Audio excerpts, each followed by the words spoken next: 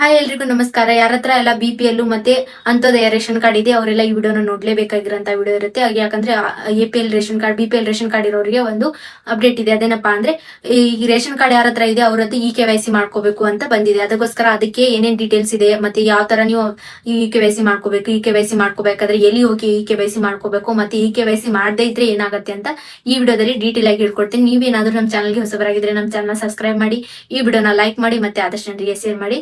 ನೋಡೋಣ ಏನೇನಿದೆ. KYC ಮಾಡ್ಬೇಕಂದ್ರೆ ಏನೇನ್ ಪ್ರೊಸೆಸ್ ಇರತ್ತಪ್ಪ ಅಂದ್ರೆ, ನೀವು ರೇಷನ್ ಕಾರ್ಡ್ ತಗೋತಿರಲ್ಲ, ರೇಷನ್ ಕಾರ್ಡ್ ತಗೊಂಡು ನೀವು ರೇಷನ್ ತಗೊಳಕ್ ಹೋಗ್ತಿರಲ್ಲ, ಅಲ್ಲಿ ಹೋಗಿ ನಿಮ್ದು ಆಧಾರ್ ಕಾರ್ಡು ಮತ್ತೆ ನಿಮ್ದು ಇನ್ಕಮ್ ಕಾಸ್ಟ್ ಮತ್ತೆ ನಿಮ್ದು ಆಧಾರ್ ಕಾರ್ಡ್ಗೆ ಲಿಂಕ್ ಇರೋ OTP ಮೊಬೈಲ್ ನಂಬರ್ ಮತ್ತೆ ಈ ತರ ಎಲ್ಲ 3 ಡಾಕ್ಯುಮೆಂಟ್ಸ್ ತಗೊಂಡು ಅಲ್ಲಿ ಹೋಗಿ ನೀವು KYC ಮಾಡ್ಕೋಬಹುದು. ಒಂದ್ ವೇಳೆ ನೀವು KYC ಮಾಡದೇ ಇದ್ರೆ ಏನಾಗತ್ತಪ್ಪ ಅಂದ್ರೆ ನಿಮ್ಗೆ ರೇಷನ್ ಬರೋದು ನೀನ್ ತಗೋತೆ ಅಂದ್ರೆ ನಿಮ್ದು ರೇಷನ್ ಕಾರ್ಡ್ ಏನಿದೆಯಲ್ಲ ಅದು ಬಂದಾಗ್ಬಿಡತ್ತೆ. ಅದಕ್ಕೋಸ್ಕರ ನೀವು ಹೋಗಿ KYC ಮಾಡಿಸ್ಕೊಳ್ಳಿ. KYC ಮಾಡಿಸ್ಕೊಳ್ಳೋದು ತುಂಬಾನೇ ಇಂಪಾರ್ಟೆಂಟ್ ಇದೆ.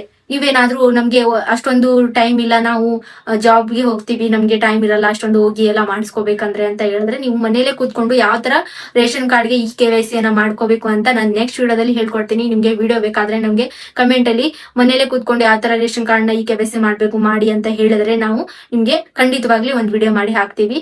ಮತ್ತೆ ಈ ತರ ಎಲ್ಲ ಅಪ್ಡೇಟ್ಸ್ಗೋಸ್ಕರ ನಮ್ಮ ಚಾನಲ್ ಸಬ್ಸ್ಕ್ರೈಬ್ ಮಾಡಿ, ಈ ವಿಡಿಯೋನ ಲೈಕ್ ಮಾಡಿ, ಮತ್ತೆ ಆದಷ್ಟು ಜನರಿಗೆ ಶೇರ್ ಮಾಡಿ. ಯಾಕಂದ್ರೆ ಇದರಲ್ಲಿ ನಿಮ್ ಯಾವುದೇ ತರ ಗೌರ್ಮೆಂಟ್ ಸ್ಕೀಮ್ ಆಗ್ಲಿ ಮತ್ತೆ ಗೌರ್ಮೆಂಟ್ ಜಾಬ್ ಆಗ್ಲಿ ಎಲ್ಲಾ ತರ ಅಪ್ಡೇಟ್ ನಮ್ ವಿಡಿಯೋದಲ್ಲಿ ಕೊಡ್ತಾ ಇರ್ತೀನಿ. ಅದಕ್ಕೋಸ್ಕರ ನಮ್ಮ ಚಾನಲ್ ನ ಫಾಲೋ ಮಾಡ್ಕೊಳ್ಳಿ, ಈ ವಿಡಿಯೋನ ಲೈಕ್ ಮಾಡಿ, ಮತ್ತೆ ಆದಷ್ಟು ಜನರಿಗೆ ಶೇರ್ ಮಾಡಿ. ಸಿಗೋಣ ಮುಂದಿನ ವಿಡಿಯೋದಲ್ಲಿ. Thank you so much.